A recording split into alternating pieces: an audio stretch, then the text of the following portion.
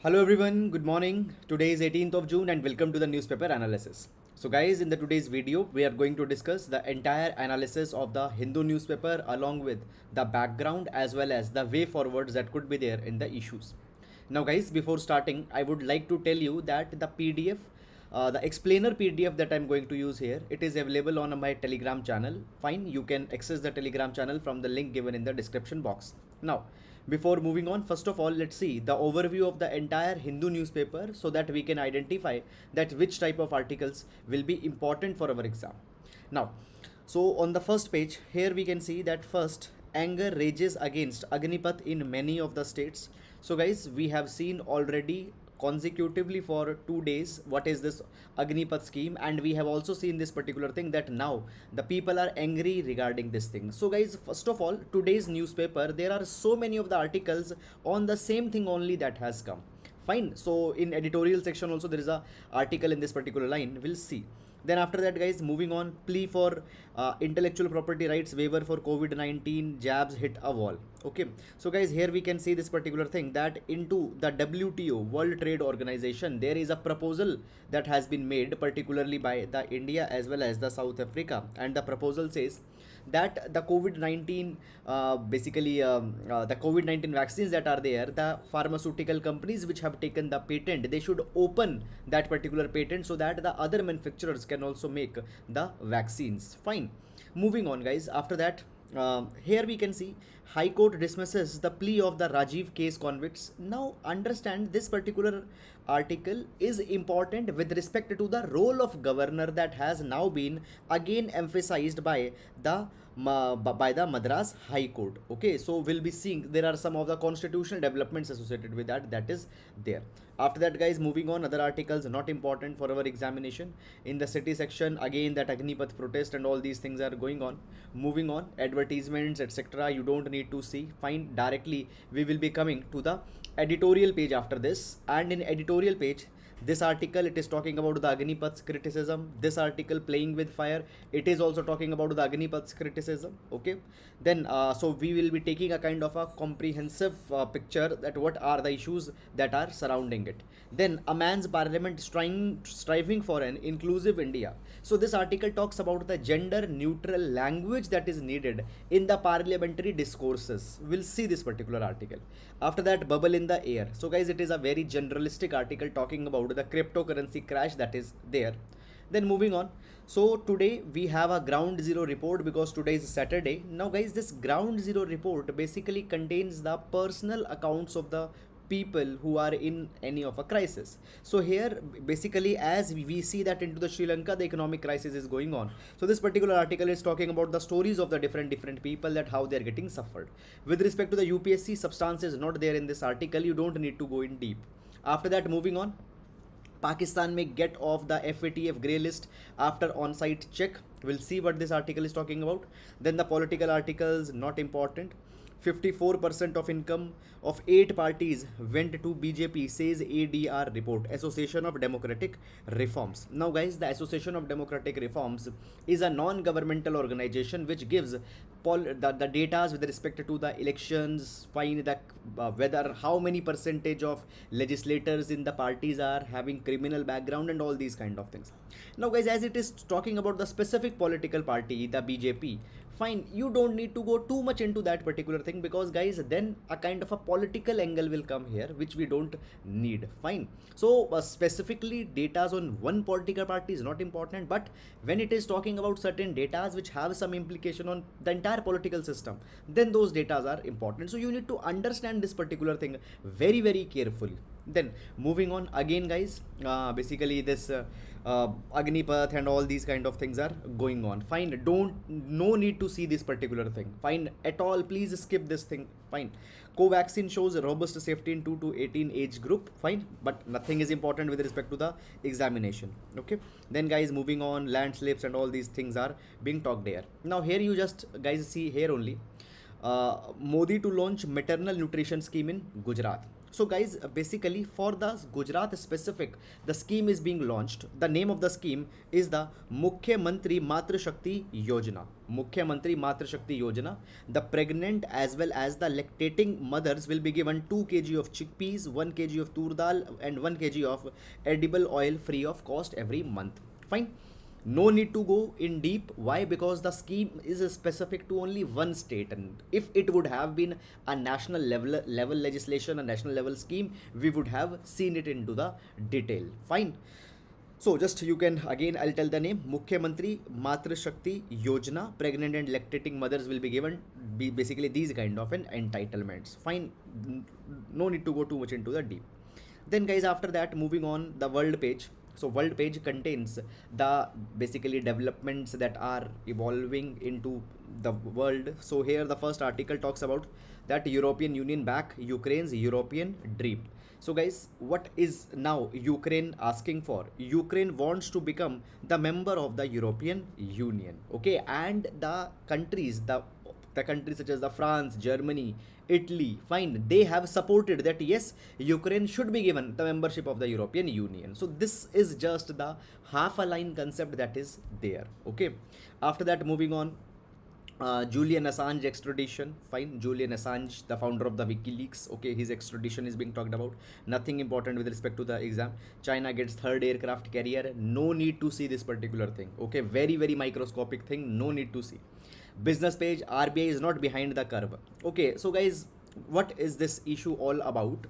See, there are the allegations that are being made onto the RBI that RBI had acted a little bit late on controlling the inflation that is going. Fine, we have seen, if I talk about the WPI, on WPI more than 15% inflation has been there. So RBI is late, but RBI is now justified that no, we are not late, we are not behind the curve.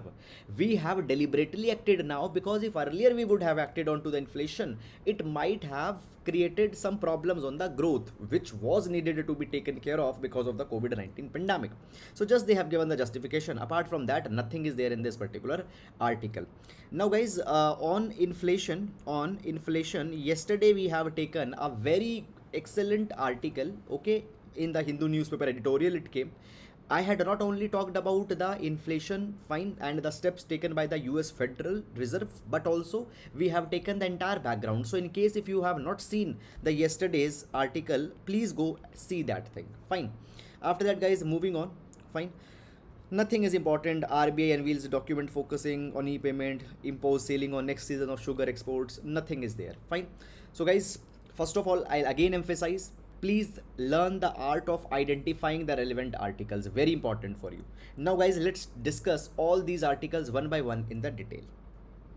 Now, as we start our every class, we'll be starting the today's class also with the quote that we will be taking for one of our GS papers. So today, we are going to take the quote from the Kofi Annan, former United Nations Secretary General. He says that literacy is the bridge from misery to hope. Literacy, the education, is the bridge from misery to hope. It can bring the turnaround of one person's intellectual life, physical life, financial life. So the focus on education is the most important thing that the government should be concerned about. So any answer related to the education, GS paper number 2, we can use this particular quote. In essays also we can use this particular quotation. Now let's take the first article.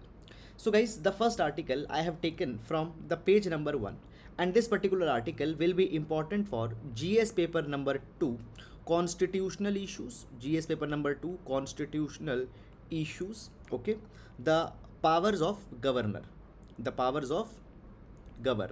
Fine. So there we will be going to use this particular article. Now guys, understand one particular thing. See, this particular article looks small, but there is a huge background behind this entire development. You need to understand this entire background in order to make sense. Fine. Moreover guys, there is a lot of confusion also around this particular thing that is going on. I would like to clarify that thing also with the help of this particular article. First of all, I'll tell you certain things in the background that is going on. See guys, what has happened just a few days back, actually into the month of May, Supreme Court came out with the AG Perarivalan judgment. AG Pirarivaran judgment, sorry, AG Pirarivaran judgment. Now, in this particular judgment, Supreme Court has ordered the release of one of a convict who was caught in the assassination of Rajiv Gandhi, our former Prime Minister. Now, again, the Rajiv Gandhi convicts, their basically plea has been dismissed. This particular article has come. Basically, guys, this entire issue is surrounded around one very big concept of our polity: the pardoning power of the governor as well as the pardoning power of the President of India. Is it clear or not? So we'll understand this entire issue from the scratch, and we'll see that what is this present article in this entire issue. Okay, so this is something that you should know. Now let's discuss this particular thing from the scratch. So guys, this entire story starts from 1991. Okay, just focus from now on. The entire story starts from 1991. What happened here? Our former Prime Minister of India, Mr. Rajiv Gandhi, he was assassinated. The mastermind was Litte, Liberation Tamil Tigers Elam. Now the Litte was an outfit based in the Sri Lanka. They were fighting there for the rights of the Tamilian people living in the Sri Lanka. Is it clear or not? So what had happened? Rajiv Gandhi had stationed the IPKF. Rajiv Gandhi's role was there in actually bringing the insurgency into the Sri Lanka at basically Rajiv Gandhi tried to bring the insurgency in Sri Lanka little bit down. So the LTTE was not happy with the Rajiv Gandhi and they planned for the assassination. In 1991, a suicide bomber killed Rajiv Gandhi. Now guys, in this particular thing, Tada court, okay, it convicted 26 people. They said that these 26 people had played an role and they were given the death penalty in 1998. Then at that point of a time, there was a lot of basically there were the human right groups, activists. They criticized this particular thing. They said that India being a democracy, how at one go 26 people can be given the death penalty. What happened then? 1999, the Supreme Court said that out of these 26, only 4 people will be given the death penalty. Is it clear? Only 4 people will be given the death penalty. So here the matter came. Others, they will be given the other kind of a terms. Somebody will be given life imprisonment and all such kind of things. Now guys, this particular matter was going on. Now, meanwhile, what happened in 2000? In 2000, one woman that was also convicted, her death penalty was converted into the life imprisonment after Sonia Gandhi pleaded the president at that point of time. Why? Because this woman was pregnant and she gave birth to a girl child in the jail. And because that girl, she needed a mother. So therefore, this woman who was involved, her death penalty was converted into the life imprisonment. Now, out of 4, we have the 3 people who have been given the death penalty now. Now guys, these 3 people, meanwhile, what happened? They actually applied to the President of India. They applied to the President of India. Now you know that under the Constitution of India, Article number 72 and 161 are there. Article 72 talks about the power of the President to grant mercies, and Article 161 talks about the President of the Governor to give the pardon. Okay, so this is that the scenario is. So these people, they applied to the President and they asked the mercy or the pardon under Article 72. But what happened? President did not give any reply. Neither their petitions were rejected nor they were accepted. You know that under the Indian Constitution, there is no time frame in which the president has to act. So he did not give any decision. Now guys, in 2014, Supreme Court came out with a judgment. And in this 2014 judgment, what Supreme Court said? Supreme Court said that not disposing the mercy petition in a time specific manner leads to torture, leads to mental agony, mental pain to the people who are on the death row. Suppose there is a person who is in a death row. He had applied for a mercy petition. He is in anxiety every day, whether it will be rejected, whether it will be accepted. So it is a mental torture that a person is going on. So many years the president has not taken the decision onto the mercy petition. So the Supreme Court said that inordinate delay in deciding will be a ground on which the Supreme Court will then decide what is to be done.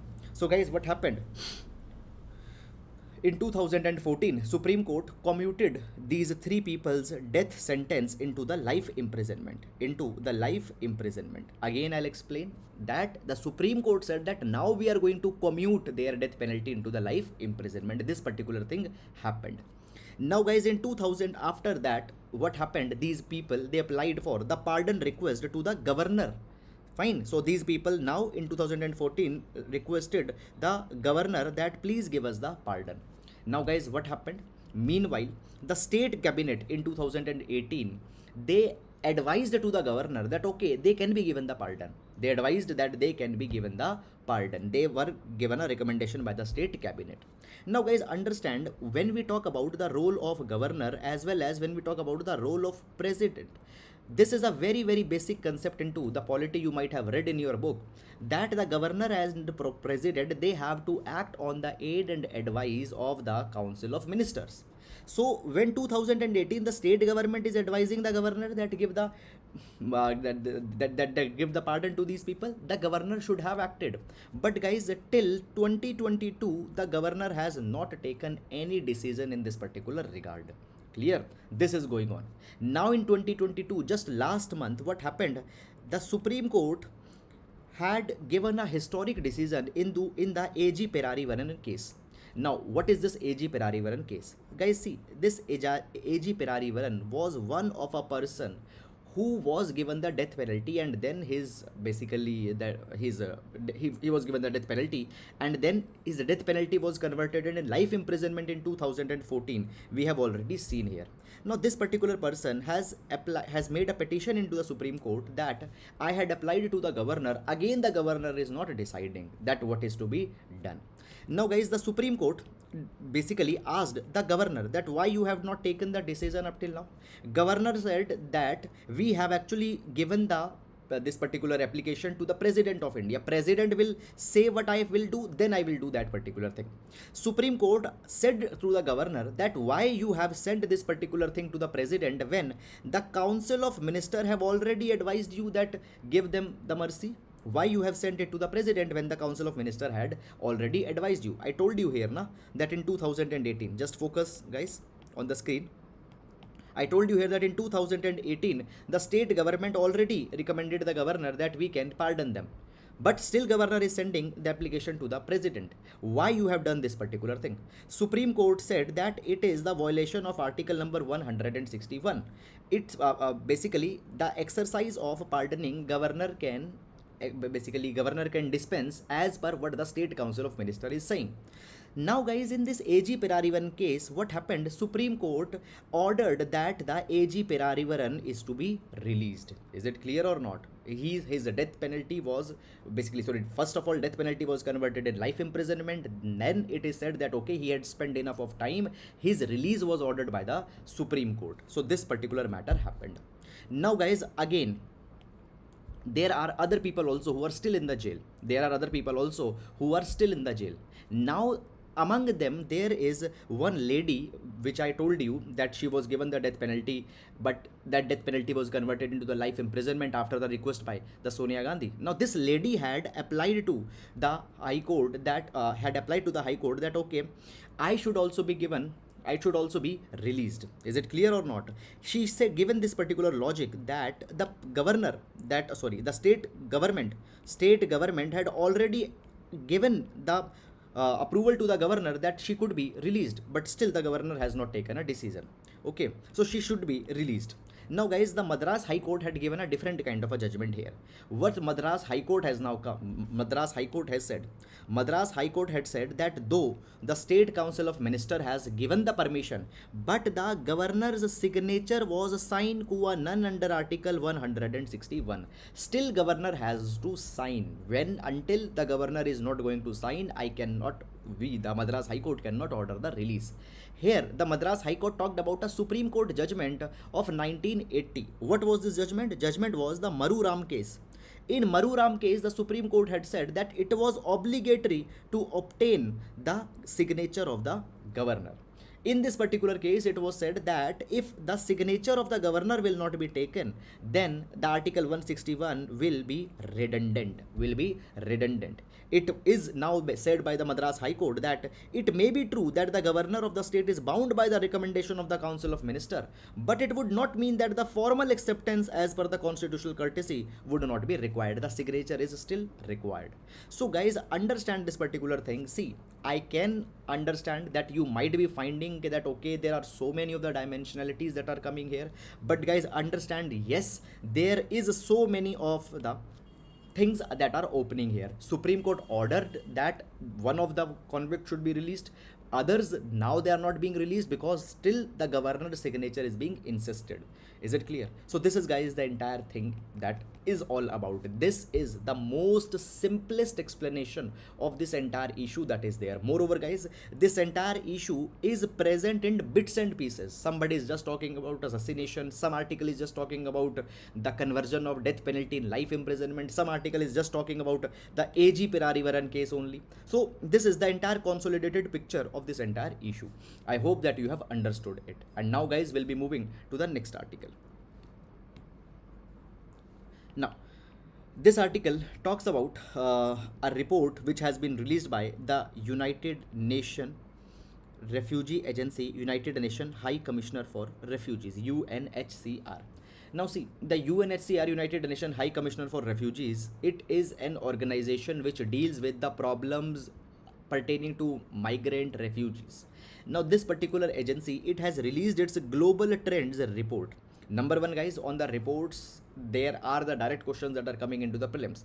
So as per this global trend report, the UNHCR had said that around the world 100 million people have been displaced. 100 million people have to flee. They have to leave their houses because of the violence, human right abuses, food insecurity, climate crisis, the wars. Now the war in Ukraine, the war in Africa, and the Afghanistan, the Taliban's takeover is included in it. So 100 million people have to leave their houses, they have to flee because of these man-made conflicts. Number one, it has an ethical dimension also associated with it. Clear? It has an ethical dimension related to it. Now guys, understand this particular thing. What has happened? Because of the man-made conflicts, the man has to suffer. Okay. Secondly, guys, the data that we are using here, it could be used in our GS paper number 2 as well as GS paper number 3 answers. Now in this particular direction, the report says that the largest displacement due to disasters had happened. Number one is China, number two is Philippines, and number three is India. In India specifically, 5 million people were internally displaced due to the climate change and other disasters. Okay, so guys, we see that in Uttarakhand there were the disasters last year. There were so many of the landslides into the Himachal Pradesh. Now these kind of events are because of the climate change, because of the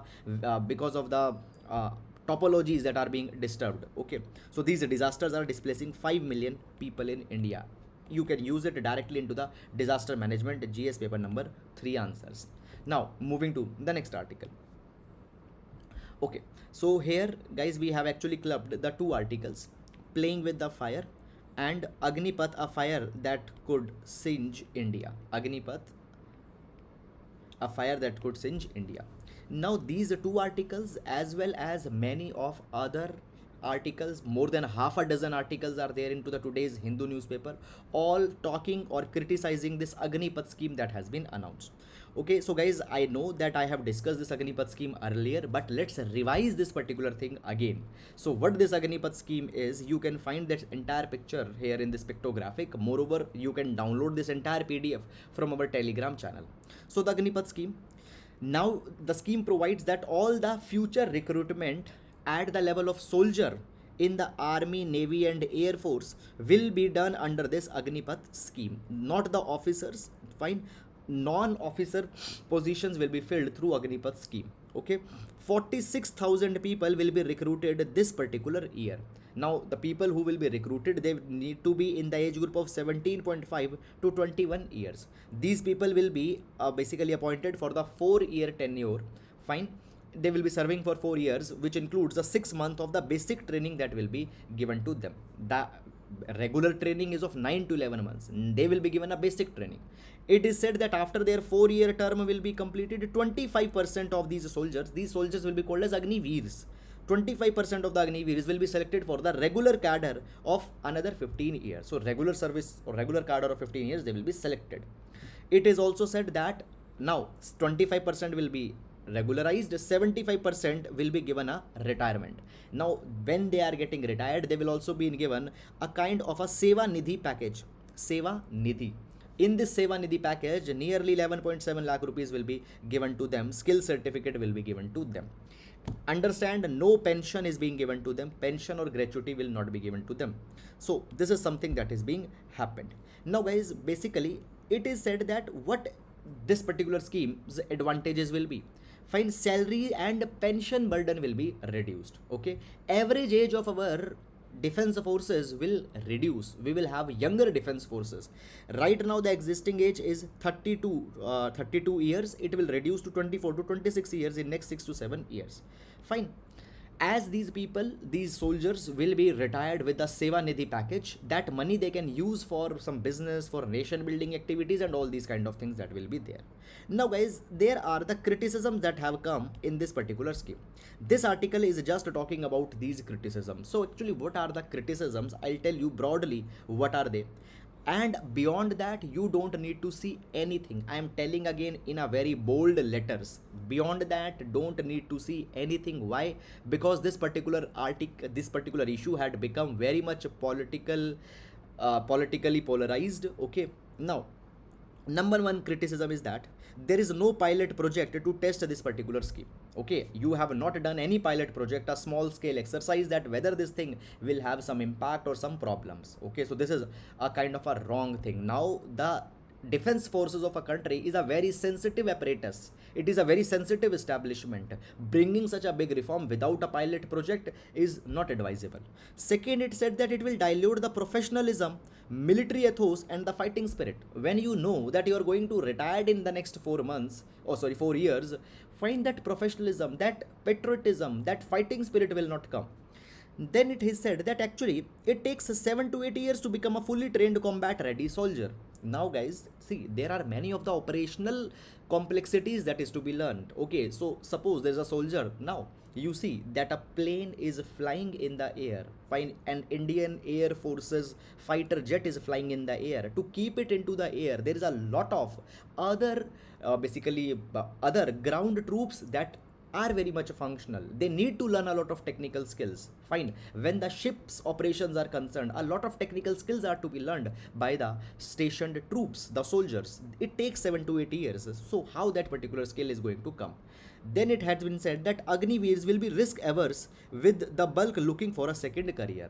Okay, they will just be looking for this 11.7 lakh rupees, by which that second career that they have to make is more important. That will happen. Then guys, it is said that into the defense forces there is a basic ethos of Naam, Namak and Nishan. That is the reputation of battalion, fidelity, okay, the loyalty, the basically insignia, colors, which actually soldiers are more connected with emotionally. That particular thing will not be here. Then it is said that it lead to the militarization of society. Now see this particular thing. After 4 years, the 75% of the Agniveers, they will be retired. So it will be said that every year after 4 years, 35,000 combat ready youth will rendered jobless. 35,000 combat ready youth will rendered jobless. It will create to some kind of an internal security problem. Fine, this is something that has happened. Now guys, some other criticisms also taken from the article only. Fine, this is the entire crux of the article only. It is said that, see, why government is primarily doing this particular thing? The most important reason that is there, it is the economic reason. Governor says that right now when the 15-year plus service is being given there into the army, into the defense forces, actually there is also an element of lifelong pensions. Now these new Agniveers, they will not be given any kind of a lifelong pension. Even I told you that this 11.7 lakh rupees money is being given. This particular money will be deducted from their salaries. 30% will be deducted from their salary. 30% matching contribution will also be paid by the government. But still, the pension cost will be reduced substantially. Fine. Now guys, when we talk about actually the salaries and the pensions, it creates a huge of the financial burden onto the government. Into the present financial year, if I give you the numbers to put the things into the perspective, nearly 1 lakh and 20,000 crore has been given for pensions. Nearly 1 lakh and 63,000 crore rupees have been given for the salaries. This amount is equivalent to 54% of the defense ministry's total budget. So this much money we are giving for pensions and the salaries, a large chunk goes to the soldiers. If Agniveers will be appointed, that pension burden will come down, and into the longer term it will reduce the economic pressure onto the country's fiscal resources. This is something that has been come. Now guys, it is also being said that the money that will be saved by the way of the pensions, that money will be used for the modernization of the defense forces. Modernization of the defense forces. But guys, one counter argument comes here. And this counter argument is like this, that see, this money will be saved after so many of the years, the realization of this money will come after so many of the years, but modernization is something that we need right now. If I give you certain numbers, then guys, Indian Air Force is down to 30 squadrons of fighter jets. We need 42 squadrons right now, but how many we have? We have 30. Indian Navy, it has 130 ships, but the vision is to have 200 ships ready. We have 130. Indian Army is short of 1 lakh soldiers. Okay, so this is something which we need urgently. Okay, money will come after so many of the years, modernization is needed now. How this particular thing will help, that is not very much clear. So these are guys all the criticism that have been there. Fine, now the content that has been given here, clear. By this content, any question 250 words if it is coming, you can write. In UPSC 150 words questions, 250 words questions are asked. So by this content you can write both 150 250. So therefore no need to go beyond this particular issue. So I hope guys that you have understood it, and now we'll be moving to the next article.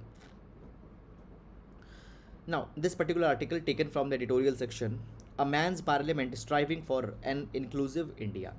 Now guys, this particular article will be seeing in GS paper number 2, issues related to the basically the constitutional and political issues. In the topic of parliamentary reforms, also this particular article can be utilized. Now let's see this particular article. So guys, what this article is talking about?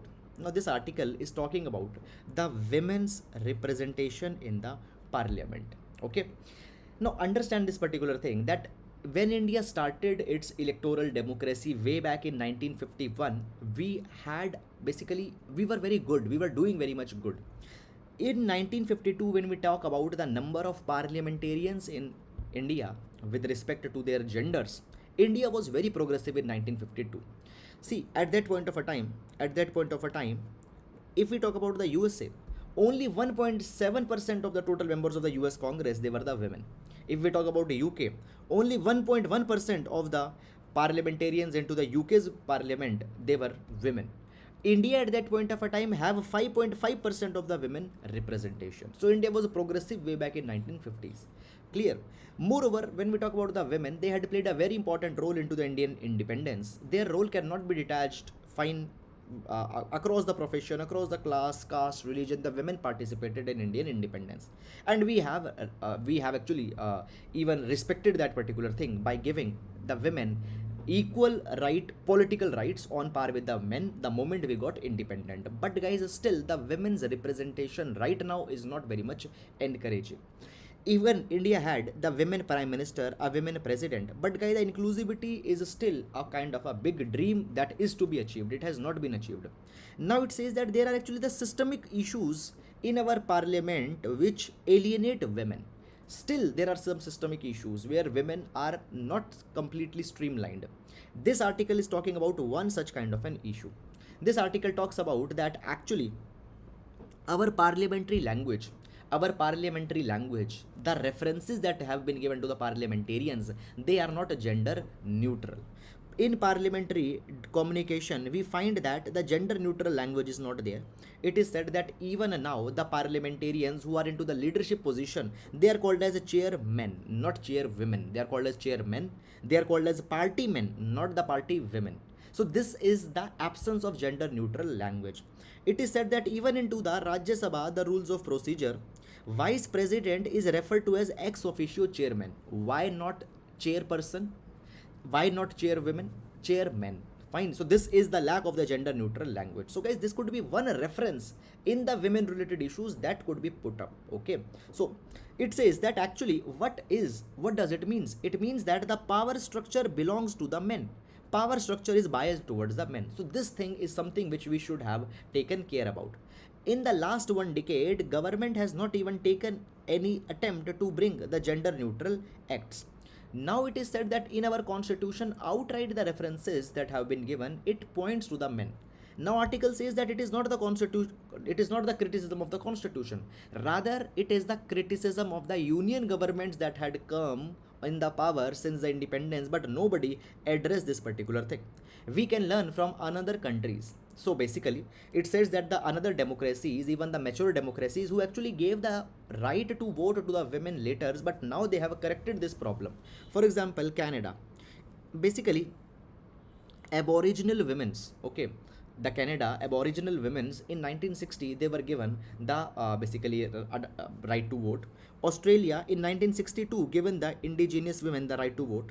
USA in 1965 given the women of African American descent to right to vote. So when the right to vote is concerned for the women, fine, the indigenous aboriginals, fine, native women's, they had given right to vote so late in these democracies, but they have still corrected their gender neutral languages. For example, the Canada's Department of Justice has guideline that gender neutral language is to be used in all the legal documentation. Similarly, the Australia, it has incorporated the gender neutrality in its drafting styles, in its the way the laws, the legislations, the rules will be drafted. In the same way, the UK's House of Commons declared in 2017 that all laws would be drafted in a gender neutral way, but India had not made any attempt in this particular direction. After that, guys, moving on, it says that now the leaders should realize this particular problem and needs to raise this particular issue. Constitution is to be amended wherever the references are not gender neutral. This is something that can be done. Once this particular thing will be done, then other aspects of the gender inclusivity into the parliament will be addressed. This is something that is being provided. So guys, I hope you have understood this particular article, and now I will be moving to the next article. Now, this article reads that the Pakistan may get off FATF grey list after on-site check.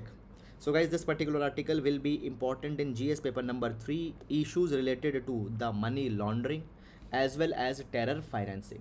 Money laundering as well as terror financing. Fine. So we'll understand this particular thing. Now, basically guys, just a minute.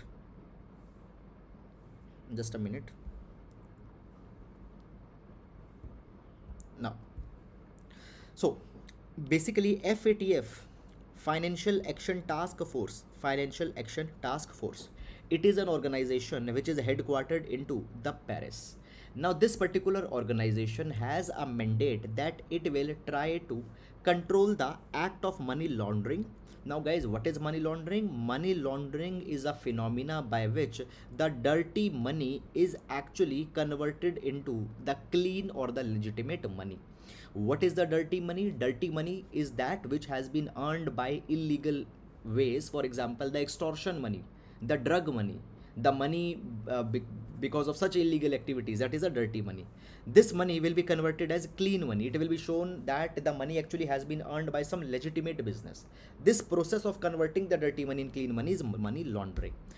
Now the Financial Action Task Force tries to see that how this money laundering can be curbed, as well as in 2001 this particular FATF was given the task that it will also overlook the terrorism financing, the terror financing. Fine. The Financial Action Task Force today has 39 full-time members. 37 countries are there and 2 regional organizations are also its member. Clear? Now guys, when we talk about the regional organizations being the member, in this we have 2, that is the European Commission and GCC. Defined European Commission, GCC, that is the Gulf Cooperation Council. So we have 30 total, they have 39 members, 37 countries, 2 regional organizations. In these 39 full-time members, India is also a member. Clear? Keep it in mind. India is also a member. Now guys, basically this FATF has maintained two type of databases. It maintains FATF blacklist as well as if it maintains FATF grey list. Now the blacklist, there the names of those countries are there which are actually a country of concern. They are providing, they are carrying the money laundering, they are providing the money to the terrorist. They are a country of concerns. Okay, the ones who are not following the FATF recommendations. So there is FATF blacklist. Then there comes the FATF grey list. In the grey list, the monitored jurisdictions are there. It means that there are the countries which actually are trying to control the money laundering, they are trying to control the terror financing, but they have not followed completely all the recommendations of the FATF. So guys, what are the recommendations of FATF? FATF has issued 40 plus 9 recommendations, 40 plus 9 recommendations, which every country has to follow. If you are following all the 40 plus 9 recommendations, you are doing well. Otherwise, you are put either into the grey list or into the blacklist, depending how grave you are not following it. Now, when we talk about blacklist, there are only two countries into the blacklist. North Korea is there and the Iran is there. These two countries are into the blacklist. When we talk about the grey list, in the grey list actually more than 20 countries are there. In that, Pakistan is also there. Fine. Now guys, the Pakistan has earlier also been into the grey list. It was again brought into the grey list in 2018. Clear? And it is being monitored by the FATF. Fine. For what it is being monitored? That it should follow this 40 plus 9 recommendations. Now guys, since last 2 years, the Pakistan is meeting more and more recommendations out of this. And now the FATF had said that yes, Pakistan has done well. And the FATF has now announced that the Pakistan will be removed from this grey list. Fine. A fact-finding committee has visited the Pakistan and they had found that yes, they have taken the steps for dealing with the terror financing and now they will be removed from this particular list. So this is something that has happened. I hope guys you have understood this entire issue from the background and what all the issue the things are with respect to the FATF. Now on organizations, every year a question is coming, so you need to see this. Now moving to the next article. Okay, so guys, this article, it talks that Election Commission wants people to run from one seat only. This article will be important with respect to the GS paper number 2, electoral reforms. Electoral reforms. Now, understand this particular thing. That guys, you know this thing that the just a minute. Yes. Now we know this particular thing that the legislators, they are running from multiple seats. Okay. For example, our prime minister, he ran from 2 of the seats, okay, for himself also.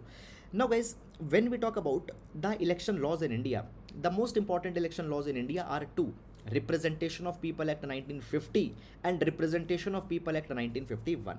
In this particular direction, Representation of People Act 1951, first of all, it has a provision, and the name of the provision is section 33 subclause 7. So section 33 subclause 7 of the RPA 1951 provides that actually a candidate can contest from the maximum of the 2 constituencies. Okay. Now guys, before 1996 actually there was more than even 2 constituencies also that were allowed, but now a person can fight elections from the 2 constituencies. Now guys, the the legislators have actually used this particular provision since 1951 and actually many times they have abused it. Many of the people, they are fighting from one seat. Why? Sometimes they want to divide the vote bank of an opponent. Okay, they want to divide the vote bank of an opponent. Sometimes they are fighting at 2 seats just in order to have a kind of an insurance, in order to have a kind of a security.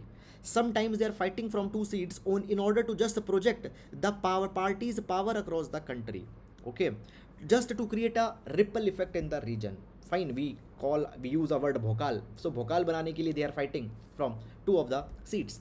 Now the Election Commission has recommended from so many of the years, actually since 2004, the Election Commission is recommended that this section 33 subclause 7 is to be amended and we should allow one candidate to contest only from one seat. It recommended it in 2004, then it suggested it 2010, 2016, 2018, and now again 2022. The Election Commission is saying this particular thing. Why? Election Commission says that, see, it leads to a lot of problem. Number one, many a times what happens, many times what happens, the people who contesting election from two seats, they win from both of the seats, and then they abandon one seat out of that. Because of that, what we need to do, we need to hold the bypoll for the seat which have been vacated. It will involve a lot of expenditure, a lot of public money will be wasted in this particular exercise. Secondly, it says that the people also become disinterested into the voting if they are being called again and again for voting. So people become disinterested into the voting if they are being calling again and again. Thirdly, it also creates associated other problems also. Government machinery is wasted in again arranging the elections. The government machinery could have been used in some another kind of a way. Clear? Then guys, fourthly, we also see that the elections are associated with the muscle power, money power and all these kind of things. Again and again elections are there, so these muscle powers and all these kind of things are again shown here at their full capacity. So therefore the suggestion is there that the people should be allowed to run, should be running from one seat. Okay, now the election commission says that either we can bring a law to bar people, to disallow people from contesting at more than one seat, or we can impose a hefty fine. A heavy fine should be imposed on the ones who are vacating their one seat. Okay, so that the money that will be again spent could be recovered from these people only. So this is the suggestion that has come. I hope guys that you have understood it, and now we'll move to the next article. Now, bubble in the air. This article is being taken from the Hindu editorial section. Now guys, this particular article, it is just talking on one point. What it says, now we see this particular thing, that the cryptocurrencies have been slashed. Even yesterday, or I think day before yesterday, I have said this particular thing, that Ethereum, one of a very popular cryptocurrencies, its value have been lost up to 80%. Fine. Similar losses in the bitcoins have also been there. So it is being said that now the bubble has been bursted. These cryptocurrencies or the virtual currencies are not backed by the central banks. They don't have any physical commodity such as gold backing it. They are just a kind of an algorithmic program that has been created. People earlier were confident that they will buy the cryptocurrencies, they will park their savings into the cryptocurrencies, and their money will be saved. Fine, there will be always be the growth, but no, the bubble has now been bursted. Cryptocurrencies are now slashing down. So this article is just giving a kind of a general viewpoint that the people investing in cryptocurrencies, they should be careful. Government should regularize it, because now so much of the loss into the cryptocurrencies have happened. So only this thing is being provided. Apart from that, no specific suggestion in given this article. Very generalistic kind of article, I'll say. So this is something that is there. If you want, you can give it as a leisure reading. Apart from this, nothing much is there in this particular article. So guys, that is all about the today's articles in the Hindu newspaper. I hope guys that you have understood all these articles. More importantly, I think that you should have understood it by along with the background that has been there. So guys, that is all for the today. I hope that was good. Now guys, we'll be meeting on Monday, because now we'll be meeting on Monday and we'll be taking our newspaper analysis. I hope that you know that our analysis goes from Monday to Saturday. So now we'll be meeting back on Monday again. So guys, if you have liked, please do hit the like button. Please do subscribe. Thank you so much.